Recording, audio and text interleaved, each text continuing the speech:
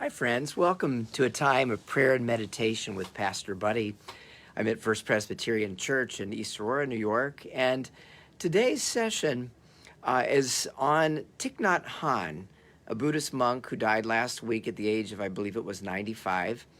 Thich Nhat Hanh had written many books, dozens, and I was privileged to read some of those books over the years that have helped me greatly in prayer and meditation. Now, it's important at the beginning to recognize that Thich Nhat Hanh was a Buddhist. And for some Christians, there's a little aversion to learning from someone of a different religion, such as Buddhism. But I've discovered through the years that there's much to be gained.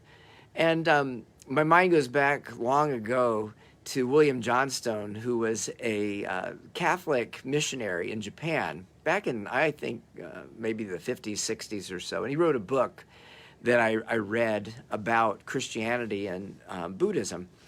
And as he ministered in Japan, he got to know many of the Buddhist leaders and monks and masters in Buddhism, in Zen Buddhism in particular.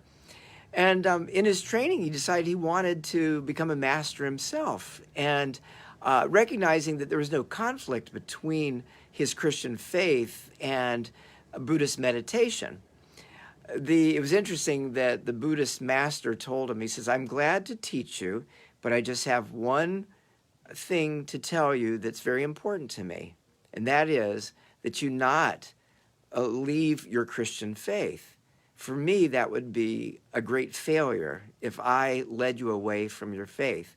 All I want to do is to help you to pray as a Christian better and to meditate better as a Christian." I found that as a young minister to be very interesting and very helpful. So through the years, I have not been afraid of learning from or reading the sources of some significant Buddhist leaders. We also might remember that Thomas Merton, who was a monk in Kentucky at the Genesee, the Gethsemane Abbey, also learned much from Buddhism in meditation. And so coming here to this moment, thinking about Thich Nhat Hanh, it's very appropriate to celebrate his life, a life well lived with much compassion and generosity of spirit, and how he has given to us gifts of how to meditate and how to pray. And so I'd like to think about some of those things. Now, I've read a few of his books, and Jan, my wife, has too, and I have a few of them with me. One is I've not read, but is Savor, Mindful Eating and Mindful Life. Another book on You Are Here, Discovering the Magic of the Present Moment. Another book, The World We Have, A Buddhist Approach to Peace and Ecology. And another book I couldn't find, but on my shelf somewhere, a book about creation and about an expression of gratitude for God's good gift of creation.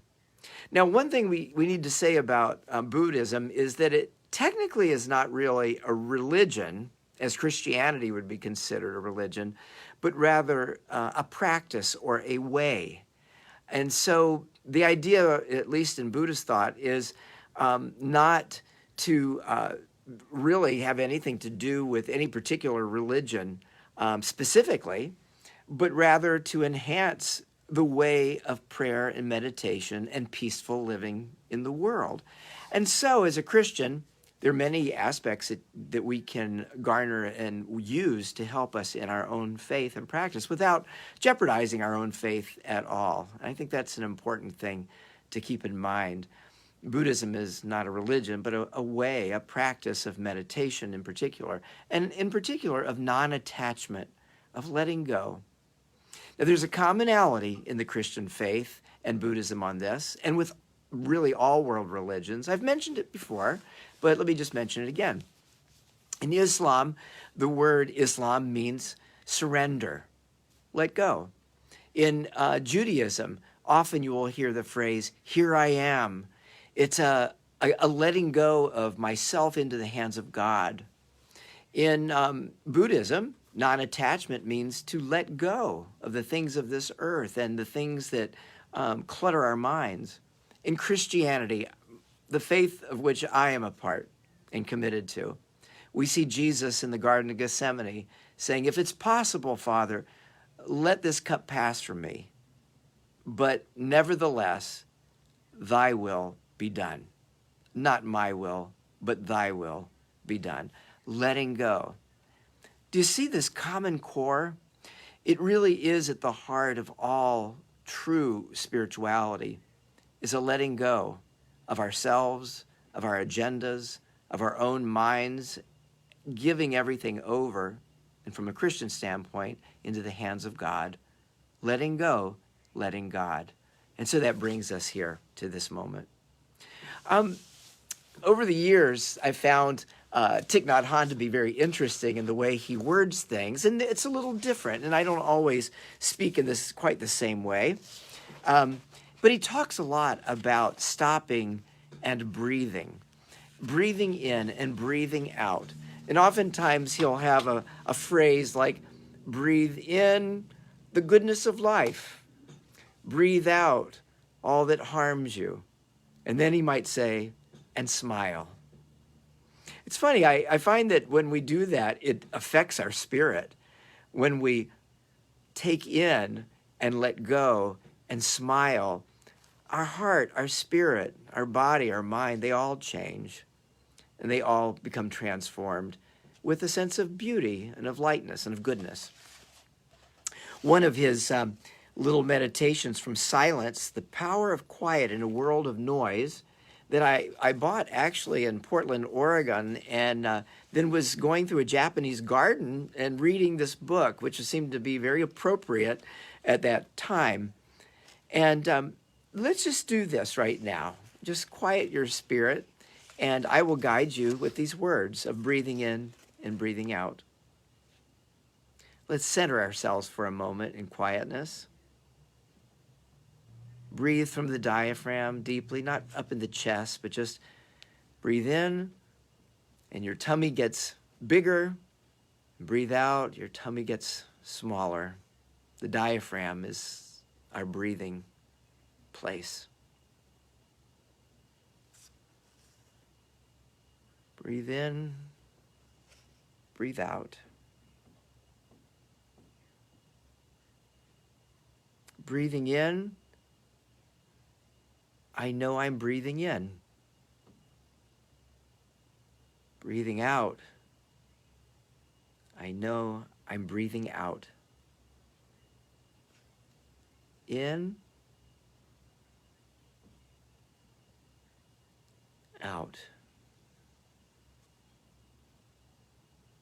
Breathing in, I see myself as a flower. Breathing out, I feel fresh. Flower,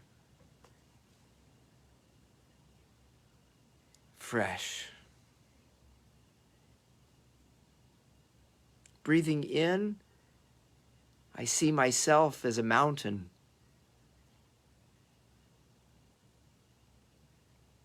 Breathing out, I feel solid. Mountain, solid. Breathing in, I see myself as still water. Breathing out, I reflect things as they are. Water, reflecting. Breathing in, I see myself as space. Breathing out, I feel free. Space, free, and smile. Simple meditations.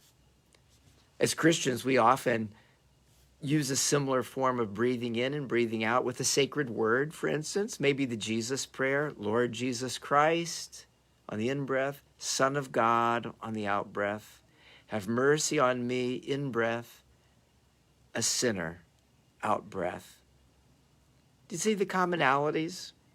I don't know about you, but as I meditated using Thich Nhat Hanh's words there, I felt spaciousness in my spirit, and I felt free, and I felt like smiling. Meditation has that kind of power to connect us with our deepest self, but as a Christian, to connect with God in a deeper place and way. Now, it was many years ago when my children were younger, and I was reading Thich Nhat Hanh's book on anger. And I would have my prayer time, and then I would read several pages or a chapter of his book on anger. The subtitle is Wisdom for Cooling the Flames. Oh, yeah. I needed that because I sometimes would find myself getting really angry about things. He says this, whenever the energy of anger comes up, we often want to express it to punish the person whom we believe to be the source of our suffering. This is the habit energy in us. When we suffer, we always blame the other person for having made us suffer. We do not realize that anger is, first of all, our business. He goes on to have some different ways to meditate and to let go of the anger in us. And I was practicing that one morning. It was a Saturday morning when all of a sudden, Jan came in the house and said, buddy, I'm really sorry. I just backed into your car and I dented it. And I felt anger. I wasn't happy. I was like, oh no, my car, what am I gonna have to do? And I didn't say much. I kind of kept it in. I just read, for instance, about anger from Thich Nhat Hanh and about not blaming the other, but realizing it's my business, not theirs, right? And I was really trying to work on it, but I wasn't feeling it. Well, I went in, I moved my car, and then I got back to some things in the house I was working on when all of a sudden I heard a crash, and Dan, my son, came running in. He was a teenager at the time with his friend Mark and said, Dad, I'm really sorry, but we were playing hockey in the street and the puck went through the front window of the house, the storm window, and broke it. Well, I really wasn't feeling it now. I was feeling anger. It was intensifying. But I just read and meditated about anger, and I was learning and trying to learn how to let go. And all I could say was, you need to leave the house right now. Just please go outside. And they looked at me, wondered what was going on in me, and they left. And I meditated. I breathed in and I breathed out. I breathed in peace. I breathed out the anger. And I smiled. I breathed in the peace and I breathed out the anger, and I tried to smile, and little by little my blood pressure came down and my heart rate came down. And then I decided I better go check the window. So I did. I got a ladder. I pulled all the pieces of broken glass out, and then I noticed something I hadn't really seen, and that was the windows were really dirty. And so I thought, well, I'm here right now up on the ladder. I might as well get the Windex and some paper towels and clean the windows. So I did, and I started cleaning the windows, and I found them to be a thing of beauty. All that dirt from the winter, I guess it was, cleaned off. And the windows shining and gleaming and light streaming through now. And something happened to me. I felt transformed. I got off the ladder and I went over to Dan and Mark and I said, I need to tell you something. I need to thank you. Thank you for breaking the window. And they looked at me as if I lost my mind. And I said, no, I need to thank you because you've helped me to see something, that I needed to clean the windows, and I might have missed that. we can get the broken window fixed. It's not a problem. I just wanted to let you know that I'm grateful for what you've shown me. Now, I know in my Christian faith I might have gotten there in my prayer and meditation, but that day I knew I needed to give thanks for Thich Nhat Hanh, who had helped me to see, he a Buddhist monk and me as a Christian pastor, some things that I was missing, and to recognize that the work of anger was my work, not theirs, and it wasn't my place to blame Jan or Dan and Mark, but rather to do the work in my soul. And I'm forever grateful to Thich Nhat Hanh and for Thich Nhat Hanh and the difference he made in my life. And so here it is a week after his death, and I am a different person because he lived. I am, I believe, a better Christian because he taught me even more, even better, how to pray and meditate. And so I recommend that you pick up some books by Thich Nhat Hanh and look him up on the internet and check out some of his meditations. I think you will find, as I have, that we all have something to learn from each other. Even a Buddhist monk, maybe especially a Buddhist monk, who spent his life meditating and I believe connecting with God. And so, friends, as we go this day, I hope and pray that you will resume your meditation, your breathing in, your breathing out. Maybe the Lord's Prayer, maybe the Jesus Prayer, maybe something simple as be still and know that I am God. And may you be at peace. And may you smile. Thanks for being with me today, friends, and I hope and pray that you will find a growing peace in your life as you meditate. Breathe in, breathe out, and smile. God bless you. We'll see you again next week.